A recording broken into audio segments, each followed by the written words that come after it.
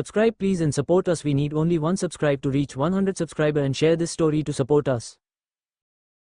माँ प्लीज माँ मुझे मत मारो प्लीज, मैं आपकी हर बात मानती आ रही हूँ, फिर भी आप मुझे क्यों मारना चाहती है।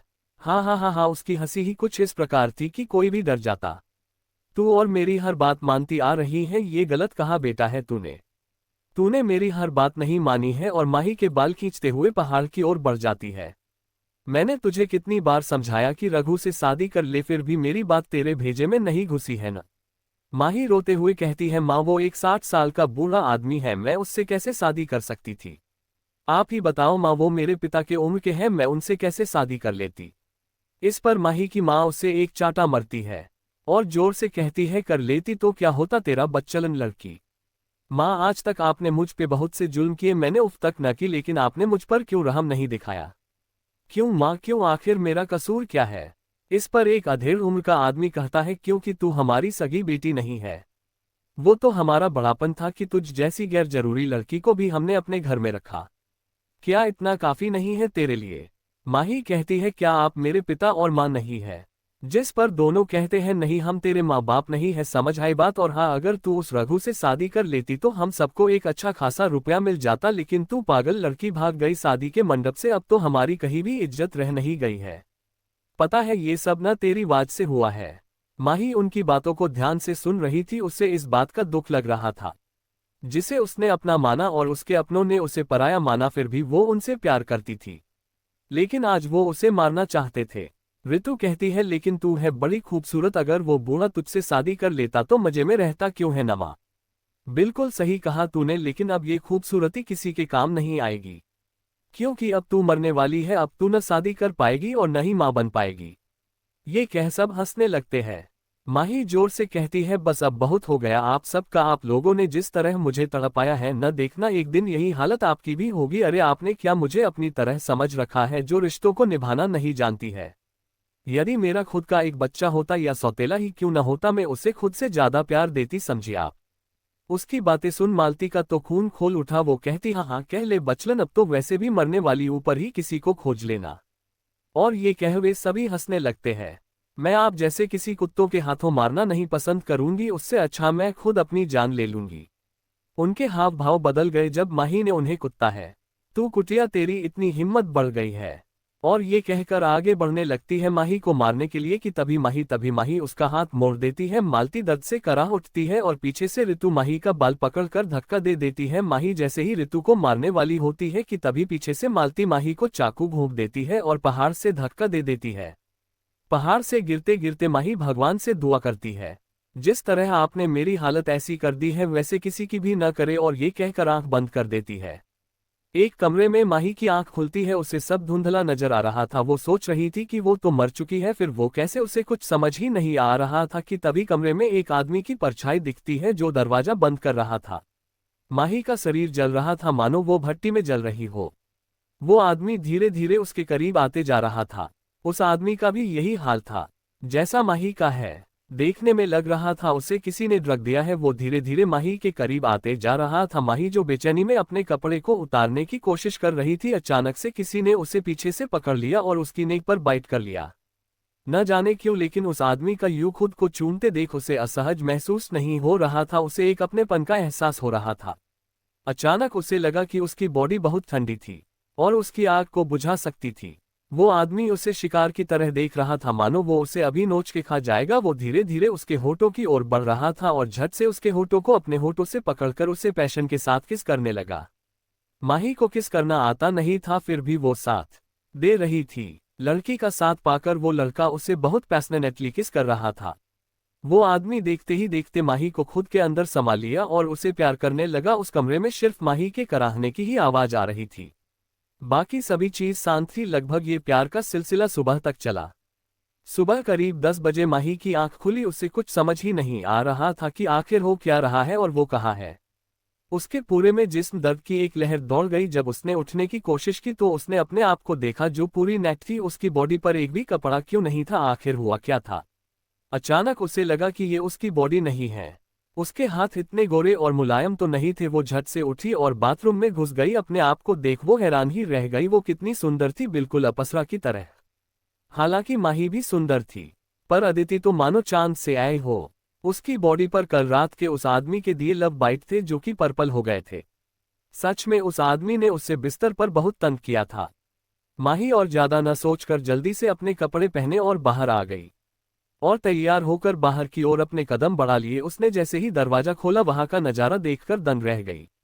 एक बहुत ही बड़ा सा झूमर, बड़ा सा हॉल, कई सारे नौकर चाकर, बड़ा सा डाइनिंग टेबल जो कि कई सारे भोजन की सामग्री से भरा था। पर अजीब बात थी कि वहां कोई था क्यों नहीं खाने के लिए। वो ये सब सोच ही रही थी कि उसे एक प्यारा सा गोलू मोलू सा बच्चा दिखा जो कि बहुत ही क्यूट था। उसे देख माही को लगा कि अभी जाके उसे गले से लगा ले।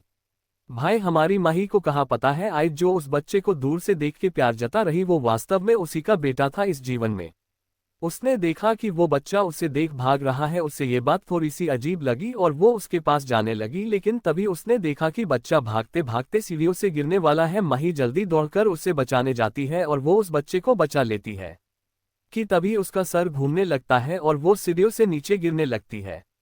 तभी उसे लगता है कुछ अदृश्य शक्ति उसके पास आ रही है। पल भर में माही के अंदर वो समा जाते हैं और अदिति की आंखें सीधे हॉस्पिटल में खुलती है। जैसे जैसे वो अपनी आंखें खोल रही थी, उसे उसके शरीर की मालकिन के बारे पता चलने लगता है। इसका नाम अदिति है, उम्र 24 साल। इसका एक प्यारा सा 4 साल का बच्चा है जिसे उसने घर में देखा था और इसका एक पति भी है जो कल रात उसके साथ था। जी हाँ, हमारा लक्ष्य कल हमारी माही अदिति के साथ था और माही को ये बात भी पता चलती है। अदिति अपने बच्चे और पिता से बिल्कुल भी प्यार नहीं करती, वो सिर्फ उसने परेशान करती है और उनसे नफरत करती है। बाकी की बातें आगे पता चलेगी। माही को सब समझ आ जाता है। वो भगवान को अपने दिल से धन्यवाद देती है और कहती है, मैं इस परिवार के साथ अब और बुरा होने नहीं दूंगी। जो कुछ मैं सहा है मैं इनमें में किसी को भी सहने नहीं दूंगी। मैं इनकी रक्षा करूंगी। आपका बहुत बहुत धन्यवाद ही प्रभु, आपने मुझे दूसरा मौका दिया। अब मैं अपने बच्चे और पति का साथ कभी नहीं छोड़ूंगी, चाहे जो कुछ भी हो जाए। इस बार आप मेरा साथ मत छोड़ना। और अदिति अपनी आंखें बंद कर लेती है। एक बड़े से रूम में जहां से पूरे सिटी का नजारा बहुत ही सुंदर दिख रहा था। एक आदमी सिगरेट के कस लगा रहा था और किसी सोच में डूबा था। तभी किसी ने उसके केबिन का दरवाजा खटखटाया। उस आदमी ने कहा, कमिंग। हम जल्दी कहो बॉस, मिस्टर देसाई मान नहीं रहे हैं और हमारे आदमी उन्हें धमकाने की कोशिश कर रहे हैं। फिर भी वो अपनी जिद में अड़े हुए हैं। वो आदमी पीछे मुड़ता है। एक सुंदर सा चेहरा, समुद्र की तरह शांत नीली आंखें जिस पर किसी का भी दिल बस डूब ही जाए। सुंदर पतले होठ के साथ तो और भी सेक्सी लग रहा था। वो एक प्रिंस से भी ज्यादा हैंडसम था। भगवान ने शायद उसे फुर्सत से बनाया था। ये है मिस्टर लक्ष्य सिंघानिया, लड़कियों के दिल में बसने वाला लक्ष्य। वो काफी गुस्से में अपने असिस्टेंट रोहन को घूर रहा था और कुछ कहने ही वाला थी कि तभी उसका फोन रिंग करता है। रोहन मन में सोच रहा था, हे भगवान, किसकी हिम्मत आ गई है जो बॉस को डिस्टर्ब कर रहा है। जब लक्ष्य ने देखा कि ये उसके बेटे आदि का कॉल आ रहा है तो उसके हाव भाव जल्दी ही नर्म हो गए। रोहन भी समझ गया कि ये जरूर आदि का ही कॉल है। लेकिन आदि ने कॉल क्यों किया? क्या कुछ हो गया? वरना आदि कभी ऑफिस टाइम में कॉल नहीं करता। बिना वक्त गंवाए लक्ष्य ने तुरंत कॉल आंसर किया और कहा, क्या हुआ आदि? लक्ष्य आगे बोल भी पता। आदि ने झट से कहा, पापा पापा, मम्मी सीढ़ियों से गिर गई है। पापा प्लीज आप सिटी हॉस्पिटल आ जाए, हम भी वही है। लक्ष्य ने सुना ही था कि उसने झट से कहा, बेबी आप चिंता मत करो, मैं आ रहा हूँ। रोहन जो पास में ही खड़ा था उसने झट से, भाई क्या बात है, क्या कुछ है? लक्ष्य ने कहा, आदिति सीढ़ियों से गिर गई है, चल जल्दी गाड़ी निकल जल्दी। उसकी बात सुन रोहन लक्ष्य की बाजू को पकड़कर कहता है, भाई क्या आपको नहीं लगता कि आप जल्दी कर रहे हो? लक्ष्य उसे कंफ्यूजन से देख रहा था। देखिए भाई, लक्ष्य ने उसकी बातों को बीच में ही काटते हुए गुस्से से कहा, अपनी बकवास बंद कर और चुपचाप गाड़ी निकल, समझ आए मेरी बात? रोहन उसे इतने गुस्से में देख आगे कुछ न बोलने का फैसला करता है और वो दोनों सिटी हॉस्पिटल के लिए निकल जाते हैं। City hospital. आदि उस बिस्तर पर बेजान पड़ी महिला को देख रहा था। भले भी वो माँ जो उसे और उसके डैडी को नापसंद करती हो, लेकिन वो थी तो उसकी माँ ही ना। आदि को अपनी माँ इस हालत में देख बहुत ही बुरा लग रहा था। अदिति जो जाग रही थी फिर भी बिस्तर पर लेटी रही। वो साफ तौर पर उस बच्चे के सिसकने की आवाज सुन सकती थी, पर वो अभी कुछ कर नहीं सकती थी। हालांकि उसके लिए बच्चे को इस तरह रोते देख बुरा लग रहा था, मानो किसी ने उसके दिल को ही चीर दिया हो। वो कुछ देर के लिए इसे सहन करना चाहती थी, ताकि आगे के कदम जो वो उठाने वाली है वो अच्छे सफल हो सके। इसलिए दिल पर पत्थर रखकर वो बेहोशी का नाटक करती है। माँ प्लीज आप जाग जाओ, प्लीज आप मुझे मार लेना, डॉट लेना, पर आप जाग जाओ माँ। आदि जो सिर्फ 4 साल का ही था, उसकी बेहोशी के कारण हो उसके पास जाने की हिम्मत कर सका, वरना अगर वो होश में होती तो जरूर धक्के मार देती। बेड पर लेटी अदिति का दिल दुखा। वो वास्तव में इस शरीर की मालकिन को गाली दे रही थी कि इतने प्यारे बच्चे से कोई नफरत कैसे कर सकता है। सच में पुरानी मालकिन पागल थी। ओह मेरे प्यारे बच्चे तुम रो मत, अब से तुम्हें कोई तकलीफ नहीं पहुंचा सकता, बस एक बार सब ठीक होने दो। तभी वहां कोई आया जिसे देख आदि रोते हुए कहता है डैडी आप आ गए। हाँ बेटा आप रो मत, डैडी आ गए हैं ना, आप रो मत। लक्ष्य अपने बच्चे को रोता देख तड़प उठता है। वो कुछ भी सह लेता लेकिन अपने बच्चे यूं रोता देख वो सह नहीं सकता है। आखिर वो उसका जिगर का टुकड़ा जो है। बिस्तर पर लेटी अदिति को देख लक्ष्य कहता है आदिति तुम चिंता मत करो, मैं आ गया ही, तुम ठीक हो जाओगी। लक्ष्य अपनी नम आंखों से अदिति को देख रहा था। हालांकि वो उससे नफरत करना चाहता था पर कर नहीं सकता था। आखिर दिल को वो पसंद जो थी, जो कि उसके द्वारा इतना कुछ करने के बाद भी उसने उसे तलाक नहीं दिया था। तभी वहां डॉक्टर आते हैं और लक्ष्य के सामने सिर झुकाकर कहते हैं हेलो सर। लक्ष्य उन्हें ठंडी निगाहों से घूर कर देखता है और कहता है इन्हें कब तक होश आएगा। डॉक्टर रिस्पेक्टली कहता है सर अभी हम इनका कुछ चेकअप करेंगे और कुछ देर बाद इन्हें होश आ जाएगा। डॉक्टर तो मन में सोच रहा था हे भगवान इस महिला को जल्दी होश लाओ वरना इसका पति न जाने क्या करेगा, लेकिन उन्हें कहाँ पता है अदिति को होश कब आ चुका है। सभी डॉक्टर चेकअप करने के बाद वहां से चले जाते हैं। उनके जाने के कुछ देर बाद अदिति बेड से उठती हुई अपना सिर पकड़ लेती है और तभी वो सामने की ओर देख दंग ही रह जाती है। उसने अपनी लाइफ में कभी इतना सुंदर आदमी नहीं देखा था। सच में पुरानी मालकिन पागल ही थी जो इतने सुंदर पति नापसंद करती थी, वो उसे कैसे नापसंद कर सकती है। अचानक अदिति को अपनी चोट में दर्द महसूस हुआ और लक्ष्य उसके पास उसे देखने जाना चाहता था पर वो बीच में ही रुक गया। अदिति को पता था कि वो किस वजह से रुक गया है। आदि तो जो रो रहा था उसे होश में आया देख कब का चुप हो चुका था और सीरियस एक्सप्रेशन के साथ देख रहा था। हालांकि वो उसे गले लगाना चाहता था पर वो लगा नहीं सकता था। आदि और लक्ष्य को पता नहीं था कि आज से उन्हें बहुत ही प्यार और दुलार मिलने वाला है। अब से भी हैप्पी फैमिली बनने वाले हैं। लक्ष्य उसे दर्द में देख तुरंत डॉक्टर को बुलाता है। सभी डॉक्टर वहां आ जाते हैं और एक बार फिर उसे चेक करते हैं और पूछते हैं मिस अदिति को कैसा लग रहा है। आदिति अपना आगे क्या कदम रखने के लिए तैयार थी। हालांकि उसे पता था उसके पास कुछ ऐसी शक्ति जो भगवान ने उसकी मदद के लिए प्रदान की थी, या मान लीजिए ये उस मासूम से प्यारे से बच्चे की वजह से था। आदिति अपना सर पकड़ कहती है डॉक्टर मैं कहाँ हूँ। डॉक्टर बाकी सभी को बाहर जाने को कहते हैं। वो बड़ी मुश्किल से लक्ष्य से कहता है सर प्लीज क्या आप उनका इतना कहना ही था कि लक्ष्य एक हाथ आगे कर कहता है ओके और वहां से बाहर चला जाता। बाकी सब भी बाहर चले जाते हैं। डॉक्टर आदिति को पूछते हैं मिस अदिति आपको कैसा लग रहा है। अदिति कहती है डॉक्टर मुझे कुछ याद नहीं, मैं कौन हूँ, मेरा नाम क्या है, मुझे कुछ नहीं पता, और अपना सिर पकड़ लेती है। डॉक्टर को उसकी बात पर भरोसा हो जाता है क्योंकि इस वाली अदिति को सच में कुछ पता नहीं है, क्योंकि वो अदिति नहीं माही जो है। ओके मिस आप ज्यादा चिंता मत कीजिए, आपको परेशान होने की कोई भी जरूरत नहीं है, आपका पूरा परिवार आपके साथ है। जिस पर अदिति कहती है क्या मेरा परिवार भी है। जी हाँ डॉक्टर क्या मैं उनसे मिल सकती ही प्लीज। डॉक्टर कहते हैं मैम आप रेस्ट कीजिए, मैं अभी आपको उनसे मिलवाता हूँ। ये कहकर डॉक्टर लक्ष्य और आदि को अंदर ले आते हैं। अदिति उन्हें अजनबियों की तरह देख रही थी। हालांकि उसे पता था कि ये बच्चा उसका बेटा है और ये हैंडसम आदमी उसका पति, फिर भी वो उन्हें जानती तो नहीं थी ना। लक्ष्य के देख अदिति का दिल धक धक कर रहा था मानो रोलर कोस्टर हो। लक्ष्य को ये आदिति कुछ अलग सी लगी, मानो ये वो हो ही ना। लेकिन उसने अपने मन में आ रहे उन ख्यालों को दूर कर दिया और डॉक्टर की ओर देखा मानो पूछ रहा हो कि क्या सब ठीक है। डॉक्टर समझ गए लक्ष्य क्या कहना चाहता है और वो अदिति से कहते हैं मिस अदिति ये है आपके पति। अदिति उसे देख शर्माने से खुद को रोक नहीं पा रही थी। और ये है आपके बेटे आदित्य सिंघानिया है। वो बच्चा सचमुच बहुत ही क्यूट था। आदिति को लगा ये बच्चा अपनी माँ और की तरह लगता है। हालांकि ज्यादा ध्यान देने पर बच्चा माँ की तरह ज्यादा दिखता है। जब माँ और पिता इतने सुंदर हो तो स्वाभाविक है बच्चा उनसे भी ज्यादा सुंदर होगा। वो आदि को बहुत ही प्यार से देख रही थी और उसे अपने पास आने का इशारा करती है। आदि जो उसके इतने प्यार से देखने भर से अपने सीरियस एक्सप्रेशन को ज्यादा देर टिका नहीं पाया। वो उसके पास जाने से घबरा था। वो लक्ष्य की ओर देखता है। तो लक्ष्य उसे जाने का इशारा करते हैं। आदि धीरे धीरे उसके करीब जाने लगता है। आदिति का दिल डूब सा गया जब उसने उस बच्चे को देखा जो उस पर अभी भी उस पर विश्वास नहीं कर पा रहा है। आदिति ने सोचा कि इससे पहले उसका मन बदल जाए उसे कुछ करना ही होगा जल्दी। उसने प्यार से पुकारा, मेरे बच्चे जल्दी से माँ के पास आओ। जब आदि ने उसे इतने प्यार पुकारते सुना तो चौंक गया। रूम के अंदर के सारे लोग शोक में थे। क्या उनके कान खराब हो गए हैं? ये अभी उन्होंने क्या सुना? डॉक्टर के अलावा बाकी सभी हैरान थे। आदि तुरंत दौड़कर उसके पास गया और उसे गले से लगा लिया। आदिति उसके गले लगाने से अपने दिल में कितनी खुशी महसूस कर रही थी ये सिर्फ वही जानती थी। लक्ष्य आदिति को देख उस पर भरोसा करना तो चाहता था लेकिन उसे इस बात का डर था कि कहीं फिर आदिति बदल न जाए।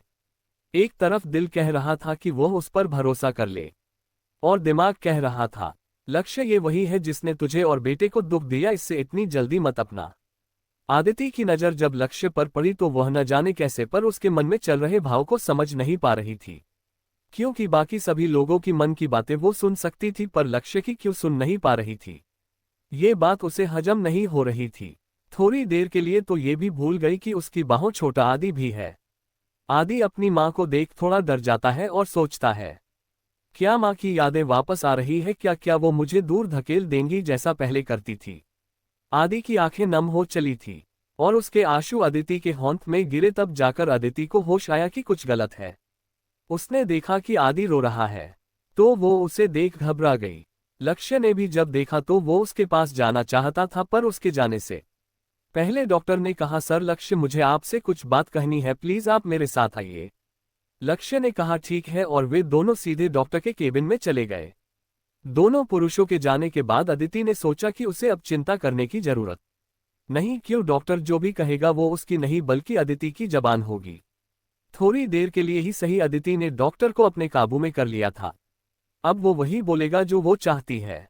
जब अदिति ने आदि को देखा कि वो रो रहा है तो उसने उसे कस के गले लगा लिया और कहा, आप रो क्यों रहे हैं? देखिए आपकी मम्मा बिल्कुल ठीक है, आपको हमारी चिंता ज्यादा नहीं करनी चाहिए।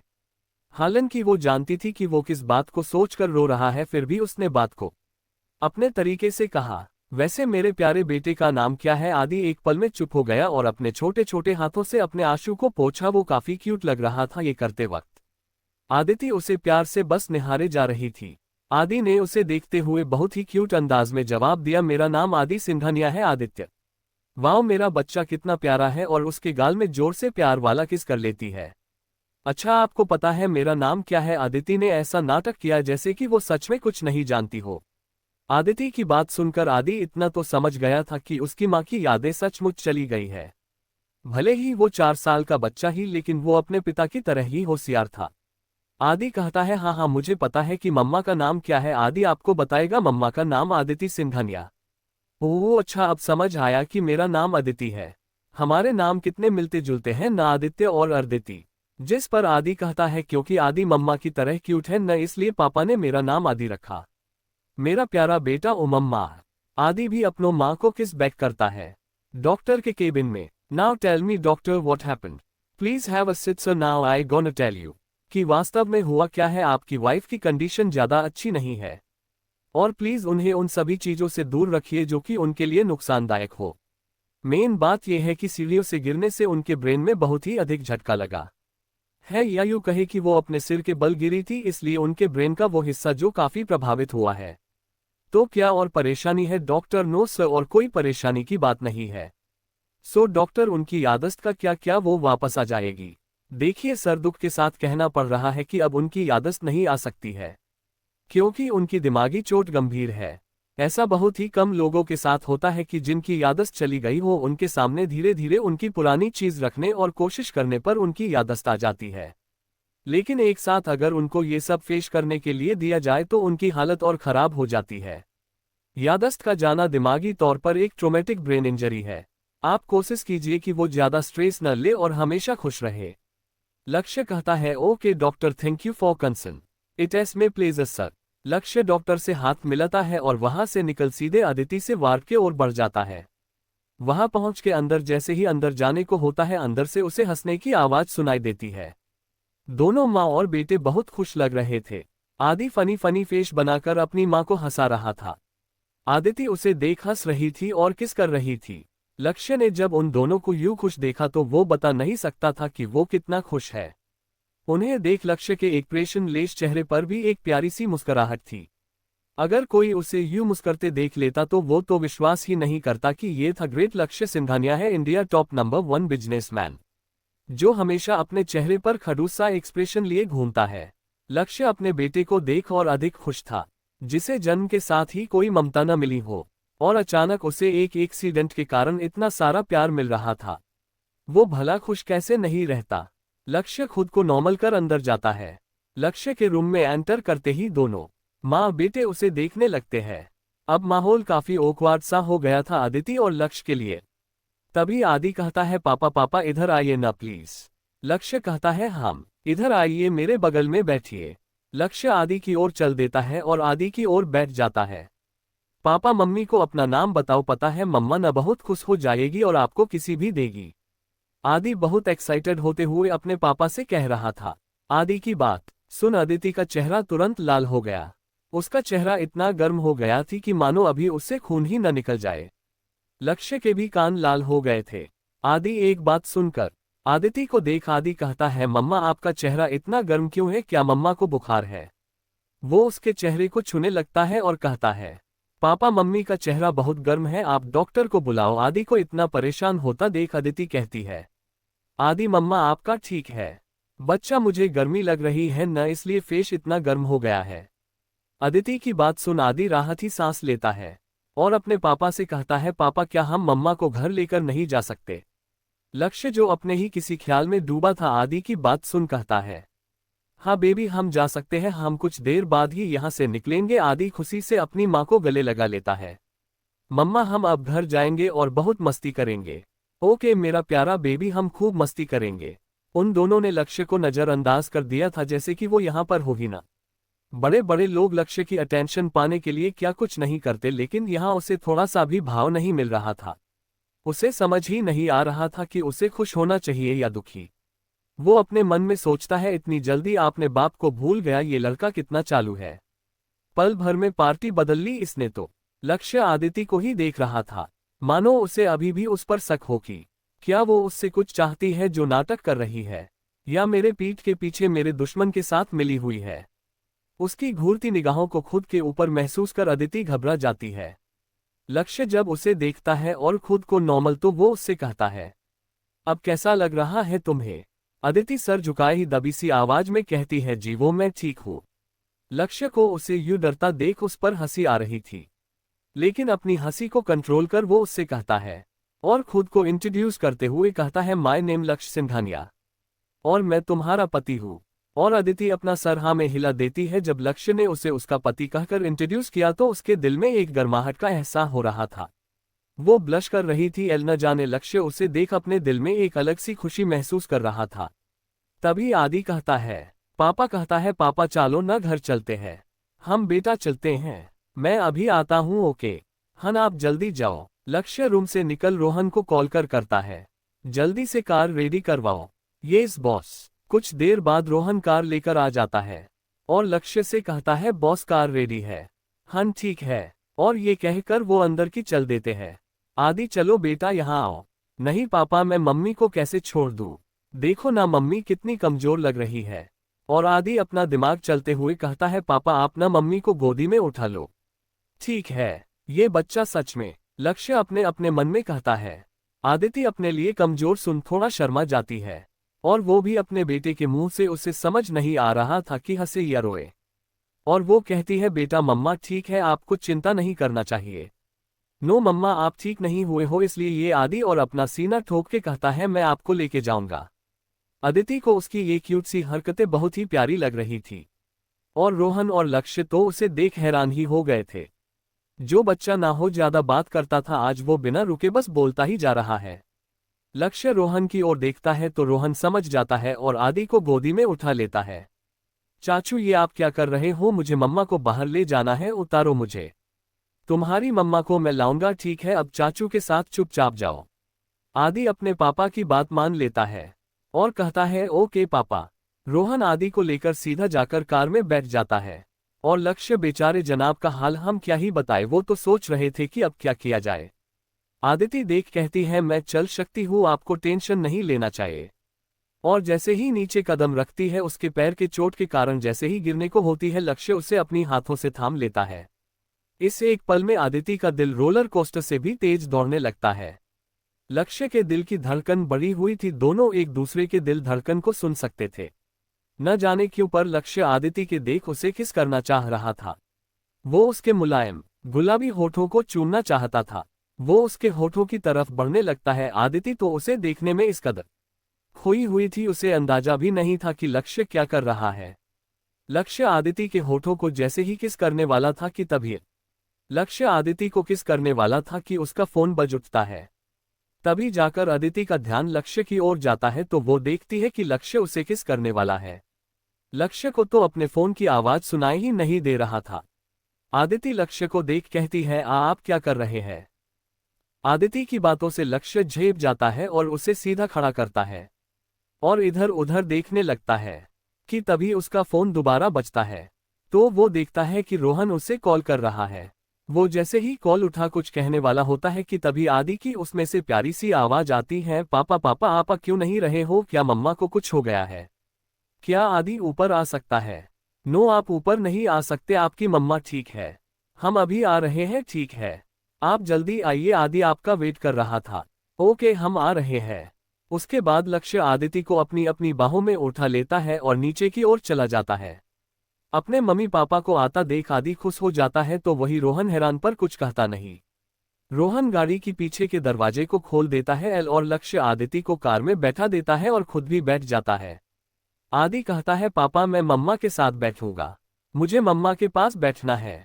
और तुरंत ही किसी के रिएक्ट करने से पहले ही अदिति की गोद में बैठ जाता है। लक्ष्य अपने बेटे को देख हैरान था और लक्ष्य के मन में एकाएक ये प्रश्न उठता है। अभी तो आदि बहुत खुश है, क्या होगा अगर अदिति की यादें वापस आ गई तो क्या वो आदि को इसी तरह प्यार करेगी या उसे और मुझे छोड़ देगी। नहीं मैं कुछ भी ऐसा नहीं होने दूंगा जिससे कि अदिति की यादें वापस आए और मेरे बेटे का दिल दुखे। लेकिन उसे कहाँ पता है कि ये आदिति नहीं माही है। अब अदिति की यादें कभी नहीं आना वाली। अदिति अब कभी नहीं आने वाली। तभी लक्ष्य के कंधे पर किसी के सर गिरता है। जब लक्ष्य ने देखा तो ये अदिति थी जो कि इतनी नींद में थी कि अदिति को पता भी नहीं चला कि वो कब सो गई। वो भी लक्ष्य के कंधे पर। वो बहुत मासूम और प्यारी लग रही थी, बिल्कुल बच्चों की तरह। जब लक्ष्य आदिति को देख रहा था तो उसे किसी के खराटे की आवाज सुनाई दी। ये आदि था जो कि खराटे ले रहा था। ऐसा लग रहा था मानो कई दिनों से वो चैन की नींद नहीं सोया हो। अपने बेटे और पत्नी के सोते हुए प्यारे से चेहरे को देख लक्ष्य अंदर से बहुत खुश था। एक बड़े से बंगले में एक औरत चिल्ला रही था, मानो उसे किसी ने किसी बात पर नाराज कर दिया हो। तुम लोग अपना काम तक ठीक से कर नहीं पाया, आखिर वो बच्चा बच कैसे गया, बताओ मुझे। वो औरत काफी भड़की हुई थी।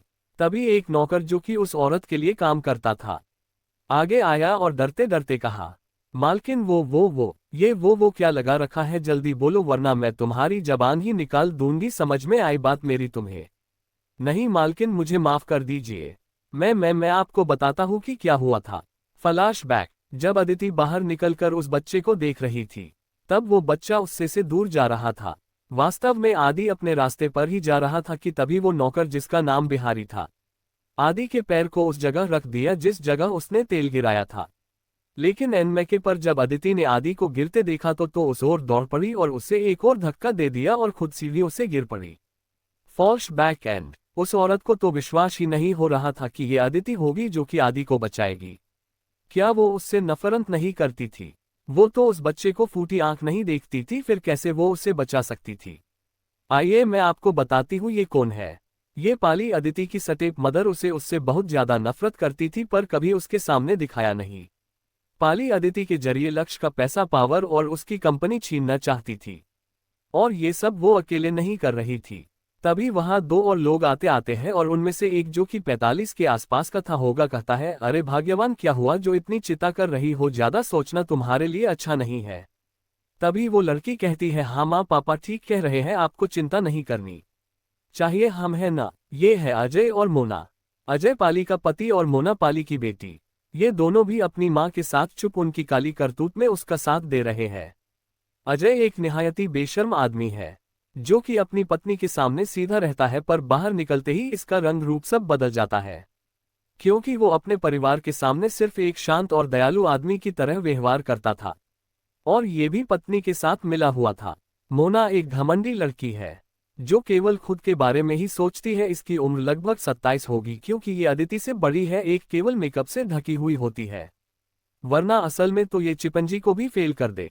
आदिति अजय के पहली पत्नी की बेटी है, हालांकि वो अजय की बेटी नहीं है, जो कि आपको आगे चलकर पता चलेगा कि वो किसकी बेटी है। सारी प्रॉपर्टी अदिति के नाम है, जो कि उसकी माँ ने उसके मारने से पहले ही कर दिए थे। लेकिन माँ आपको तो पता है न कि जब तक वो 25 की नहीं हो जाती तब तक हमें कुछ नहीं मिलेगा। हाँ पता है मुझे, इसी बात का तो दुख है कि वो नालायक लड़की अभी तक 25 की नहीं हुई है, और देखो उसके पास एक 4 साल का बेटा भी है। और तुम क्यों बिना मतलब टेंशन ले रही हो? जरा रुक जाओ, जल्दबाजी करना ठीक नहीं है। देखना एक दिन वो सब हमारा होगा, अगर नहीं हुआ तो हम उसे उसी जगह पहुंचा देंगे जहां हमने। शु पागल हो क्या? पाली गुस्से में अपने पति को कहती है। कहीं भी कुछ भी कहना ठीक नहीं है। वो तो शुक्र है भगवान का वो बुरा आदमी इस घर में नहीं है, वरना अगर वो ये होता और उसने ये सब सुन लिया होता तो हमारी तो खैर ही नहीं होती। तुम्हें तो पता है ना, अजय कहता है। तुम सही कह रही हो, वैसे भी जब वो यहाँ होता है हमारा सर ही खाता है। ये लोग अदिति के नानू की बात कर रहे हैं। दरअसल वो तीरथ पर गए थे अपनी नाती के लिए प्रार्थना करने, ताकि उसकी नाती का जीवन अच्छे से गुजरे और वो अपने पति व बच्चे को अपना ले। शायद उनकी दुआ भगवान सुनने जा रहे हैं, मतलब कि सुन ही ली समझो, क्योंकि अब अदिति बदल चुकी है अपने पति और बच्चे के लिए। उनकी मन्नत अब वेस्ट नहीं होने वाली। तभी मोना कहती है, माँ लेकिन अपने उसे इतनी आसानी से अपने जाल फंसा कैसे लिया है इतने सालों तक? हालांकि वो समझदार लगती है, फिर भी उसने आप बहुत ज्यादा ही विश्वास किया है, और वो तो अपने नानू तक की बात नहीं मानती है। इस पर पाली एक शैतानी हंसी हंसते हुए कहती है, मेरी फूल जैसी बच्ची, आओ मैं तुम्हें बताती हूँ। तुम्हारे पापा को मैंने ही राधा से शादी करने को कहा था।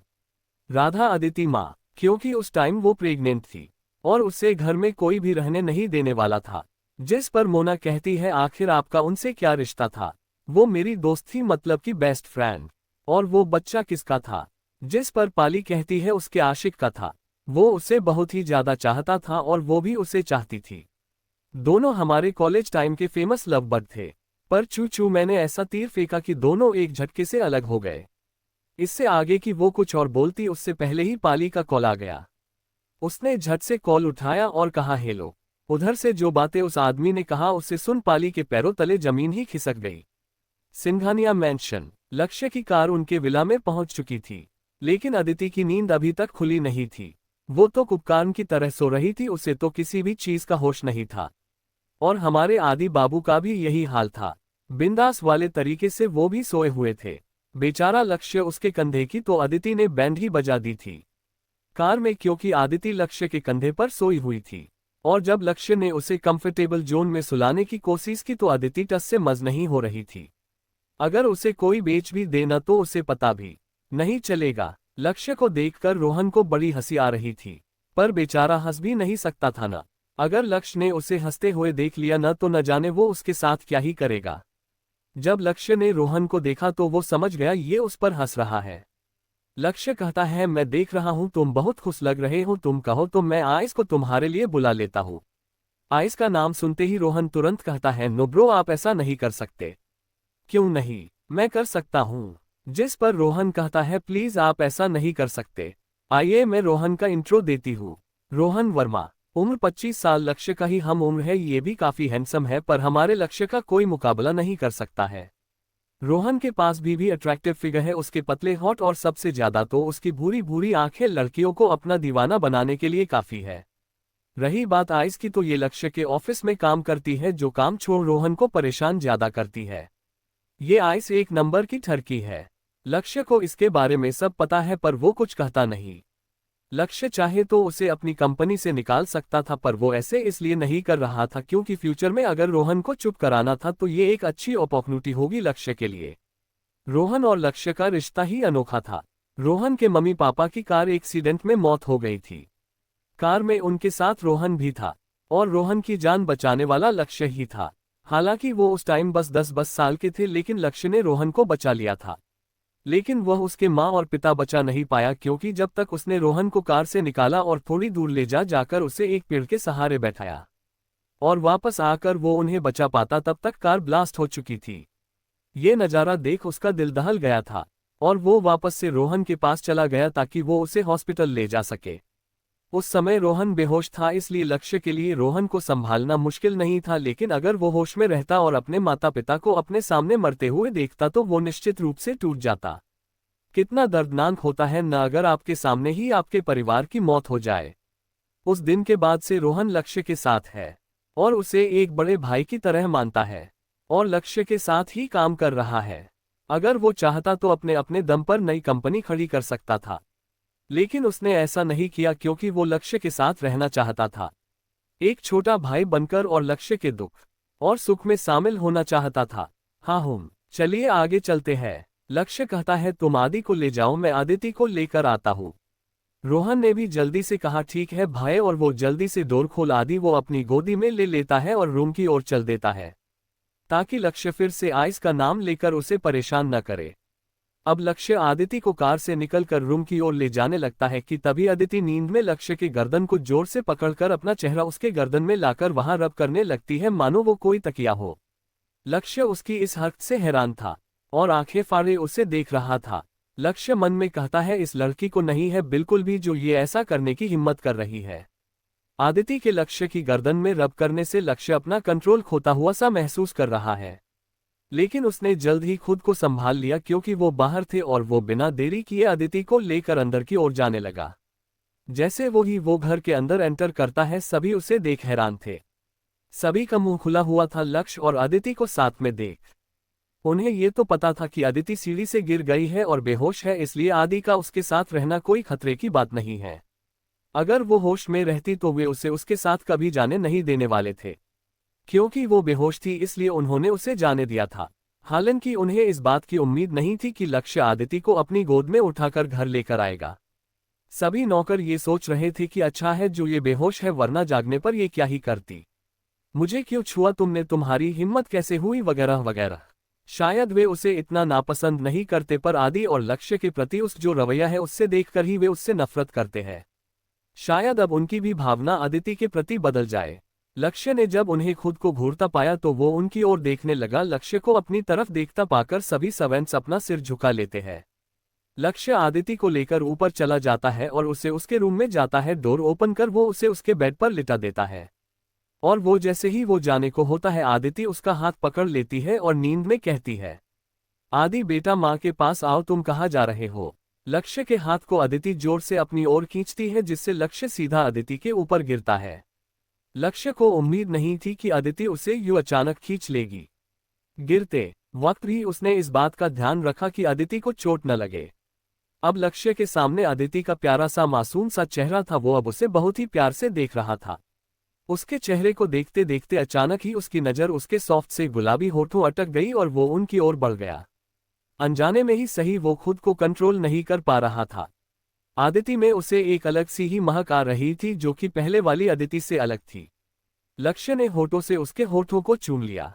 लक्ष्य ने सोचा कि वो एक लाइट किस ही करेगा, लेकिन जब उसने उसके होठों को छुआ तो वो खुद को रोक ही नहीं पाया और उसे पैशनेटली किस करने लगा। वो किस करते करते इतना खो गया कि उसे पता ही नहीं चला कि आदिति को सांस लेने में दिक्कत हो रही है। आदिति कसमसा रही थी। आदिति के हिलने डुलने से लक्ष्य को होश आया और उसने झट से आदिति को छोड़ दिया और उससे थोड़ा दूर हो गया। वो जाना तो चाहता था पर आदिति ने उसके हाथ को पकड़ रखा था। लक्ष्य मन में सोच रहा था ये लड़की एक दिन में कैसे बदल सकती है। अगर इसने मेरा हाथ नहीं छोड़ा न तो मेरा खुद पर से कंट्रोल खो जाएगा। इतने दिनों में मुझे ऐसी फीलिंग कभी नहीं हुई, फिर आज क्यों मेरी फीलिंग पर से कंट्रोल खोता हुआ सा लग रहा है। Oh good, what should I do. जैसे तैसे करके लक्ष्य ने खुद को समझाया और आदिति की बगल में उसे अपने बाहों में भर लेट गया। माँ मैंने ये नहीं किया, माँ मैं सच कह रही हूँ। एक लड़की जो दिखने में सुंदर थी, अपनी माँ से वो बार बार विनती कर रही थी ताकि वो उसे छोड़ दे। ये और कोई नहीं बल्कि हमारी माही है जिसे मालती द्वारा घसीटा जा रहा था।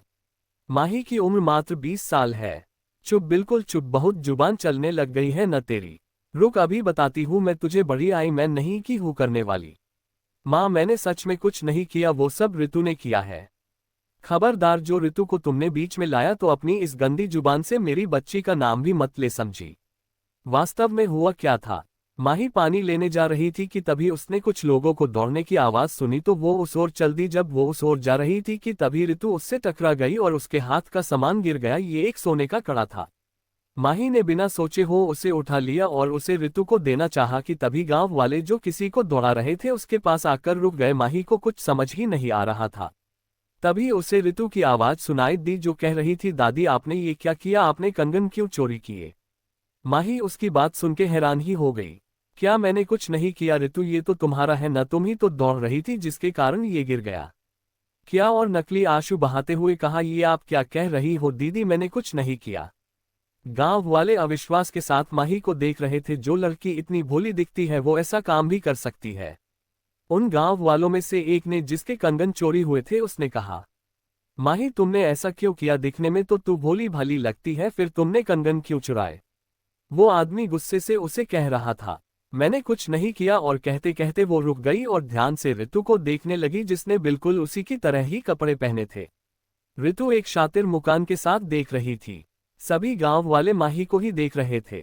माही ने कहा, क्या आपने देखा कि वो मैं थी कि कंगन का मालिक कहता है और नहीं तो क्या तुमने अपने चेहरे पर रुमाल रखा था और झट से हमारे कंगन चुरा कर भाग गई? क्या हम तुम्हें पागल नजर आते हैं जो आपने सामान को चोरी करवा कर उसका हुलिया भी न देख पाए?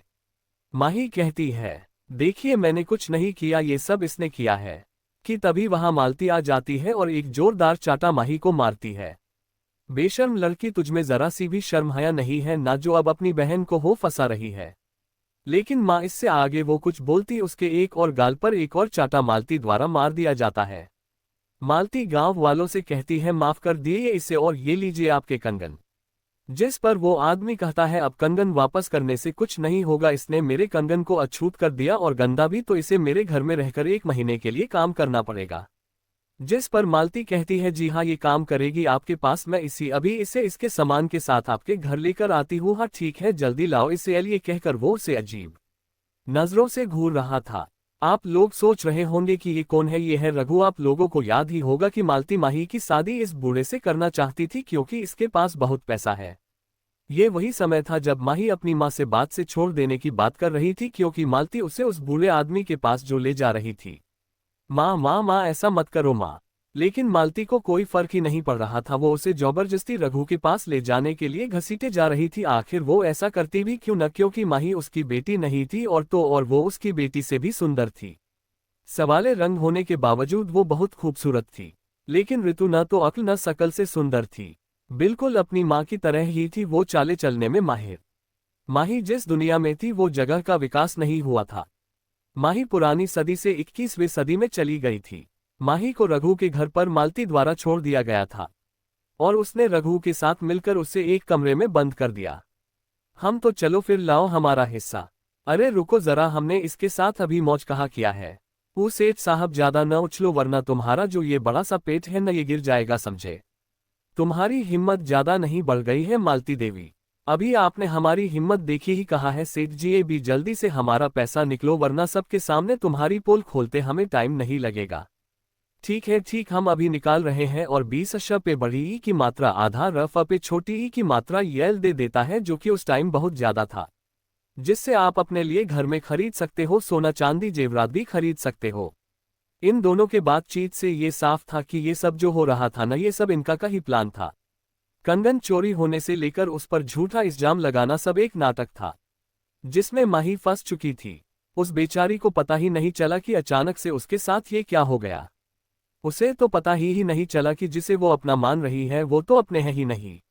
जिन्हें वो मां मान रही है वो वास्तव में उसकी दलाली कर रही है।